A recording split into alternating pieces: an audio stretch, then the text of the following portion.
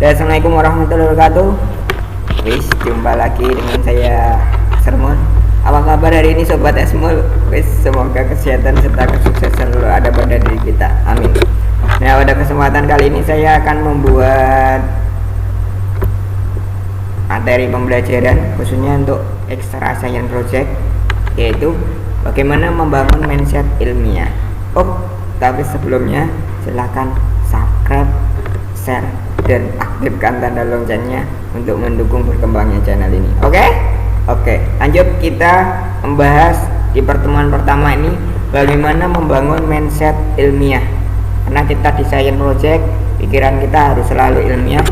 Bagaimana nanti membuat penelitian, mencari ide penelitian dan lain sebagainya akan sedikit kita ulas di pertemuan pertama ini. Lihat, kita simak bersama. Yuk. Ini sebelumnya perkenalkan dulu, nama saya Mulyono. Nah, anak sering panggil saya Semul, nggak usah. Bisa dibaca sendiri. Oke. Di dunia penelitian alhamdulillah Pak Mul sudah dapat 25 piagam penghargaan baik dari tingkat RT, RW hingga internasional. Untuk itu di sini kalian harus bisa lebih dari Semul. Oke? Kan Pak Mul share semua ilmu yang Pak Mul punya untuk kalian. Kalian harus siap menampungnya. Yang pertama Pak Mul tekankan di sini adalah kalian harus bisa berkata dengan karya, berprasasti dengan prestasi. Nah, gambar sebelah itu bukti prestasi-prestasi yang telah kami kumpulkan. Kita nggak usah banyak berkata, tapi kita harus banyak berkarya. Oke, agar prestasi kita selalu menjadi prasasti. Wis, sangat lagi guys. Lanjut. Nah, prinsip untuk bisa itu tadi, kita harus mau learn, do, dan share.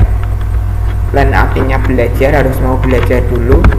Dan berikutnya dari hasil yang kita pelajari harus kita mau melakukannya dari implementasi yang telah kita pelajari, serta kita harus mau men-share atau berbagi ilmu kepada siapapun. Karena saat kita berbagi, ilmu kita tidak akan habis, bahkan akan menyumber terus atau bertambah terus. Dengan berbagi ilmu yang baru akan terus kita pelajari dan kita pengen terus mencari ilmu baru karena yang telah kita ajarkan orang lain sudah bisa. Tentu kita harus belajar hal yang baru. Itu prinsip Pak. Oke? Kalian harus bisa seperti itu ya. Lanjut. Belajar dari juri. Kalau kita ini tujuannya nanti science project ini banyak lombanya bahkan sampai tingkat internasional. Ingat, kalau kita ketemu juri, benar atau salah, juri selalu benar. Benar atau salah, juri selalu benar. Jadi besok pas kalian lomba, jangan pernah sampai mendebat juri. Itu akan menjatuhkan kalian malah. Emang mempertahankan pendapat itu bagus. Kalau prinsip pendapat yang kamu pertahankan udah beda prinsip dengan juri, jangan sampai berdebat panjang lebar dengan juri. Karena dimanapun juri selalu benar. Itu menurut prinsip yang dari juri-juri yang pernah Pak Mul temui. Emang ada beberapa yang perlu saran dan lain sebagainya, tapi di hadapan peserta juri intinya harus kita utamakan agar kita mendapat ilmu dari beliau-beliau. Oke, gitu ya. Ini nanti lanjut. Nah, 5M untuk menggali ide penelitian khususnya, karena di situ digambar kalian lihat bahwa otak kita ini dapat memproduksi 12.000 sampai 50.000 ide. Tapi itu tergantung dari seberapa dalam pemikiran seseorang tersebut. Kita mau menggali ide atau tidak. Setiap hari sebenarnya kita mampu sampai 50.000 ide.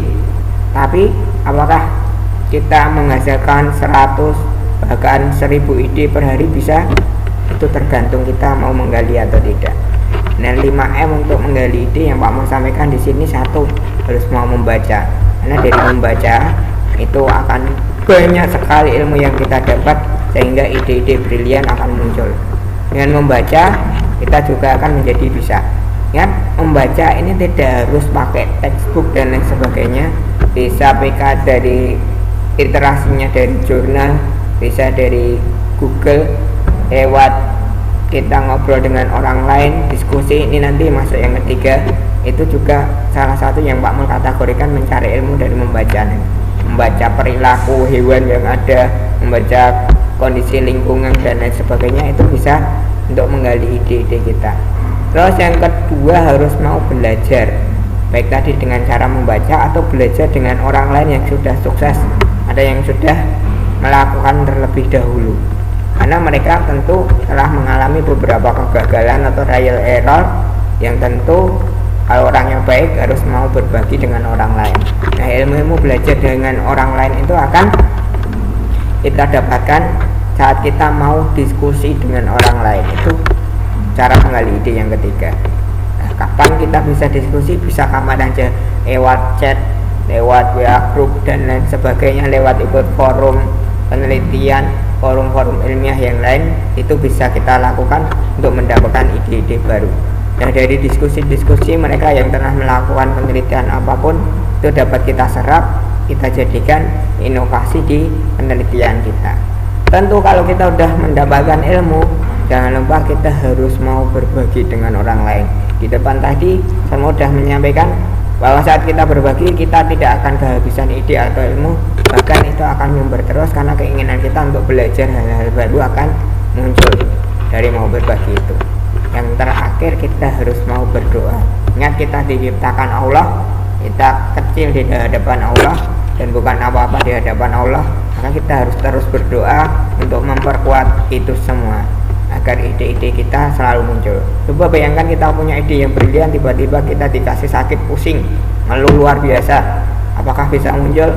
Sangat sulit sekali saat kepala kita misalkan kejedot atau tiba-tiba pusing, itu susah sekali untuk memunculkan ide-ide baru. Gitu ya, kita harus tetap berdoa, kita kembalikan semuanya kepada Allah. Lanjut. Nah, tapi ada tadi penggali ide, ini faktor yang sering menghambat kita untuk menjadi prestasi. Di situ Pak mau tuliskan bahwa kemalasan adalah kebodohan tubuh dan kebodohan adalah kemalasan pikiran. Ya, maknya serak be. Nah, NKP tau. Nah, 3M yang menghambat kita untuk menjadi prestasi. Satu, malas berbuat, baik dari tadi malas belajar, malas membaca, malas diskusi dan lain sebagainya, malas berbuat sesuatu. Selain sekarang banyak yang mager dan lain sebagainya, itu yang membuat kita terhambat prestasi kita. Yang berikutnya, kalau udah malas, kadang kita sebenarnya bisa tapi malu untuk berbuat. Nah, malu berbuat ini kadang kita bisa tapi dari perasaan diri kita untuk menampilkan kemampuan kita malu berekspresi, sehingga kita tidak jadi mengungkapkan misalkan pendapat dan ide dan lain sebagainya. Bahkan untuk pengen ikut lomba aja sudah nggak berani dulu, malu dulu, kadang takut dibully dan lain sebagainya. Itu hal yang menyebab kalian terhambat prestasi kalian. Tapi ide aja, yang penting kita mau belajar, mencoba, dan nanti terakhir mau berbagi, itu insya Allah prestasi akan mengalir terus. Dan yang terakhir, jangan sampai mati sebelum berkembang. Itu tadi, kita udah punya ide brilian hanya di pikiran kok, kita mau tidak berbuat untuk menuliskan dalam sebuah catatan atau istilahnya white print atau white paper, yang sebenarnya kita saat menulis itu sudah menuangkan ide kita sebelum ke orang lain. Kita tuliskan dulu di buku harian kita.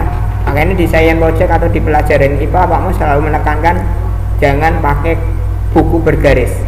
Itu seakan-akan kita dibodohi oleh garis, harus sesuai track itu terus. Kita harus bebas pikiran kita untuk mendapatkan ide-ide. Saat punya ide apapun, tuliskan atau gambarkan, dan suatu saat bisa dituangkan dalam sebuah karya, lakukan itu. Itu yang namanya nanti white paper. Oke, lanjut.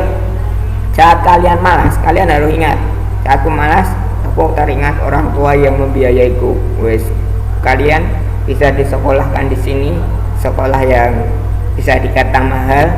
Siapa yang membiayai? Orang tua kalian tentu. Makanya kalau saat kalian malas, harus teringat kerja payah orang tua kalian untuk menyekolahkan kalian di sini. Terus saat aku malas, kalian harus teringat orang tuaku yang menanti prestasi.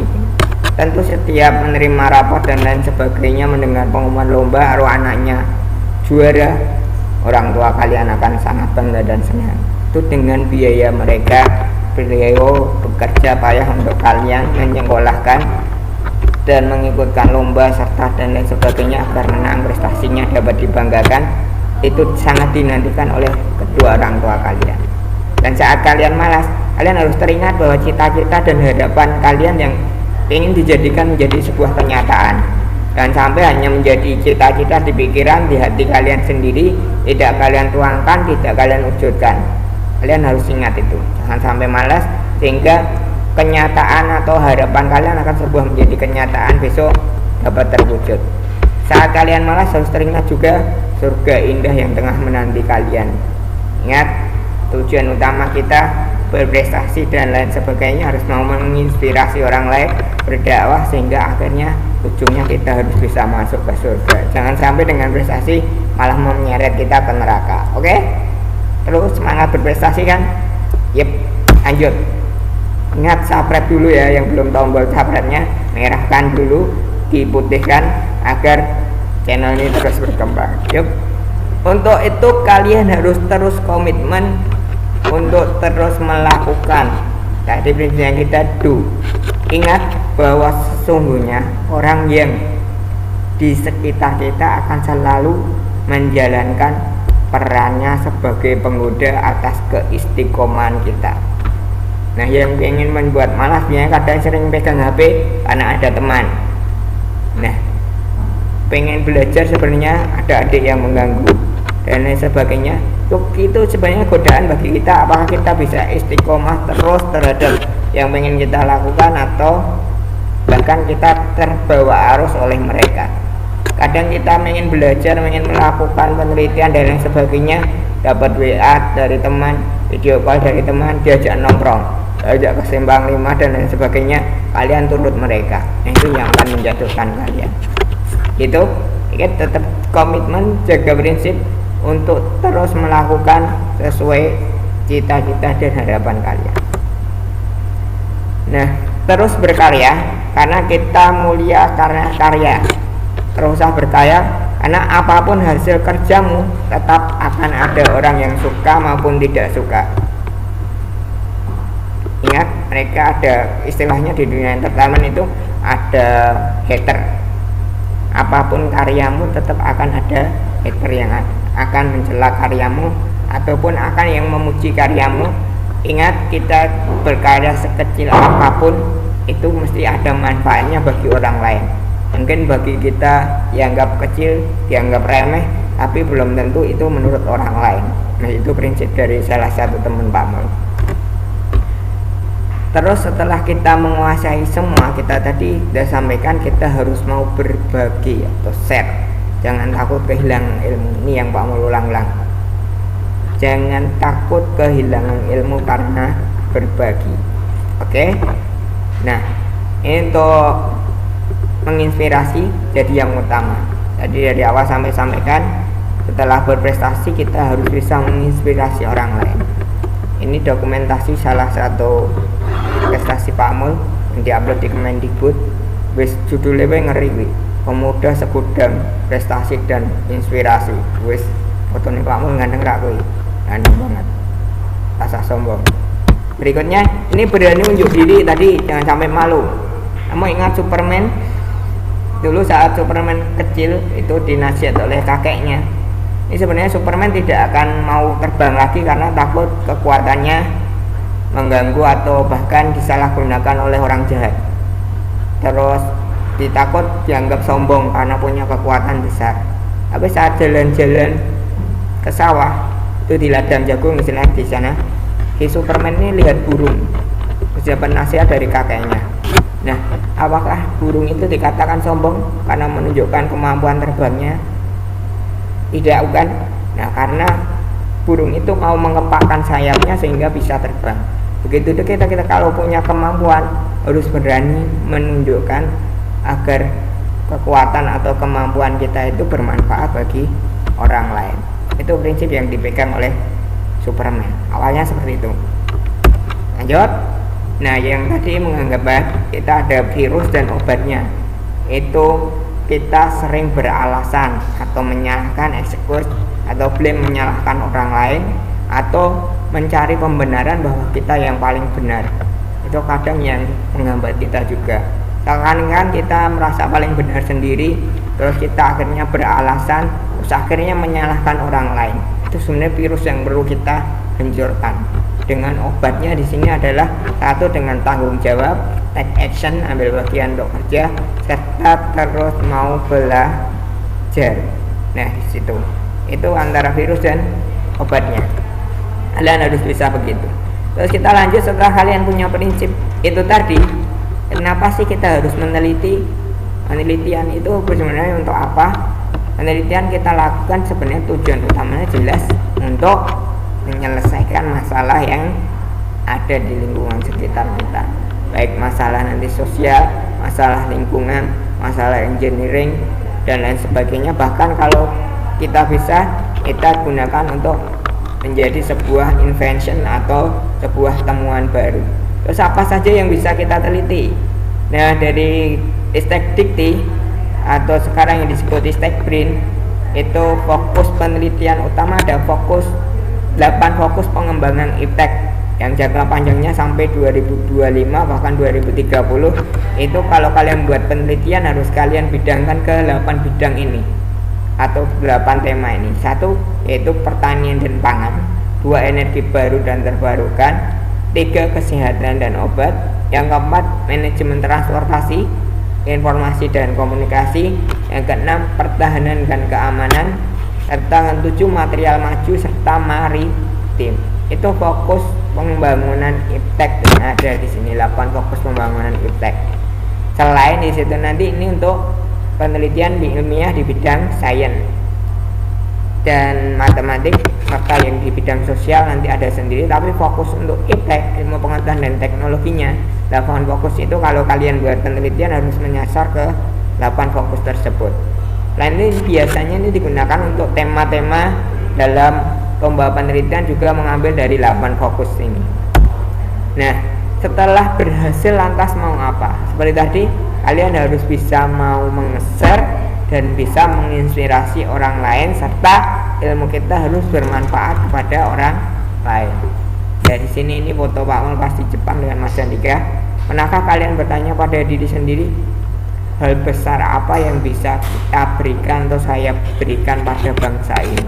Ingat, kata-kata di sini bukan hanya orang tua atau diri kalian sendiri, tapi harus berbicara hal besar apa yang bisa aku berikan pada bangsa Indonesia ini.